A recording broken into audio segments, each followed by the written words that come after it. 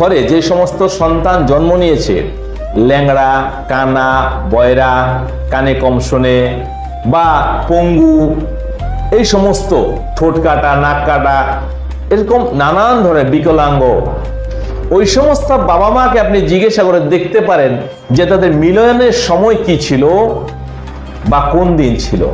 ওরা কোনোদিন বলতে পারবে না এটা যে রজস্বলা হওয়ার 8 দিনের দিন বা 7 দিন পর থেকে 14 দিনের মাথায় বা 15 দিনের মাথায় বা 16 দিনের মাথায় ওরা সঙ্গম করেছে, যার ফলে সন্তান হয়েছে। অসম্ভব। যে সমস্ত বাবা মায়েরা রজস্বলা চলাকালীন 1 থেকে 7 দিনের মধ্যে সঙ্গম করে নেয়, তাদের ঘরে সন্তান ভালো হয় না। এটা শাস্ত্রের কথন, গরুড় পুরাণের বর্ণনা, ভগবান বিষ্ণু বলেছেন। অর্থাৎ 1 থেকে 3 দিন যে সময়টা নারীদের শরীরের মধ্যে পাপ বাস করে,